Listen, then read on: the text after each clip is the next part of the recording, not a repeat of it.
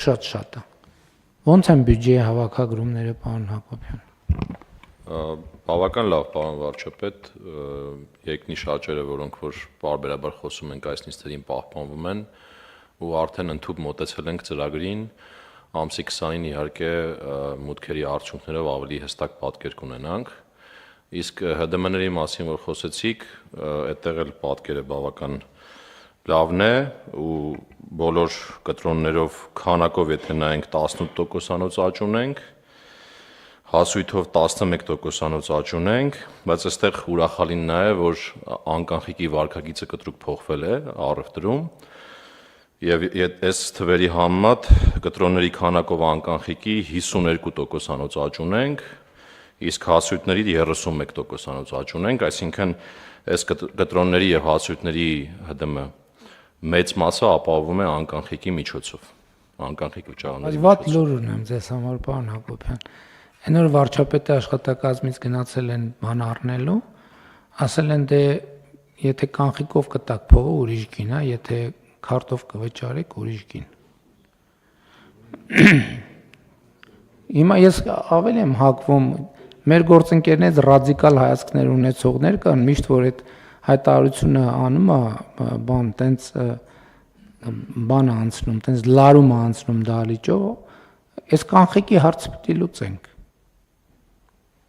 Ժողովուրդ ինչն է սա, պետք կանխիկ փողը մի հատ կարակ բացատրեք։ Ինչ են անում մարդիկ կանխիկով։ Կաշառք են տալիս, ստվերային առևտուր են անում։ Ասենք ինչ պոզիտիվ բան կա,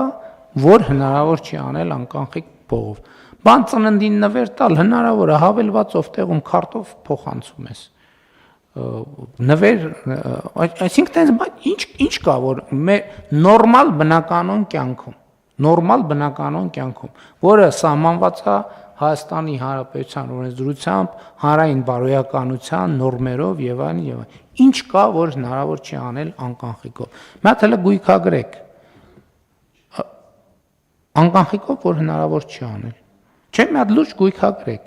որովհետև ինչ է նշանակում Երևան քաղաքի կենտրոնում վարչապետի աշխատակազմը գնա առևտուր անի, ասի դե գիտես ընկեր ջան, սենց է մեր մոտ։ Ուրեմն եթե սենց անեք, սենց կանեք,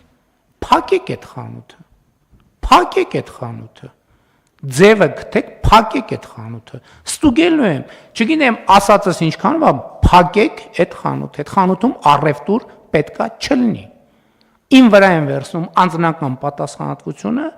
ու ամեն օր կողքով անցնելու եմ։ Միջև անձնական թույլտվությունս չլինի, այդ խանութը պետք է չբացվի։ Կզեկուցեք անձամբ։ Քանի սենց խանութի տեղ իմացա, ամբողջ պատասխանատվությունը վերցնում եմ իմ վրա։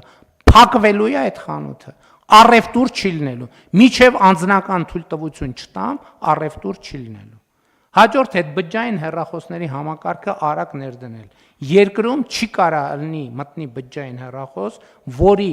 հարկերը վճարված չեն, բացառությամբ ոնց որ պայմանավորվել ենք։ Ամեն քաղաքացի տարեկան կարա մի հեռախոս իր անձնական, թող 2 հեռախոս թող տարեկան մտցնի։ Չէ, որ չստացվի, որ մի հատ իր համար է բերում, մի հատ ընտանիքի, թող 2 հեռախոս թող տարեկան իր բանի համար մտցնի, բայց այդ պետքա մենք կարողանանք վերստուգել։ Ոնց կարելի է սենց վարվել։ Այսինքն մի ժամ ես կարդում եմ այս ծրագրերը։ Գյուղերը ցեխերի մեջ կոլոլված, ցեխից դուրս են գալիս։ Մի հատ էլ ասում են, հա ինչ են անում, ասֆալտ են անում, էլի։ Որովհետև իրանց պատկերացումը մեր քաղաքացին, մեր գյուղացին պետքա ցեխի մեջ ապրի։ Բանի ռեզինի սապոգները միջև ծնգից վերև հակած տնից դուրս գալու համար պետքա էսա։ Ու այն մարդիկ, ովքեր վարվում են, ոնց կարա երկու տենց բան լինի, որ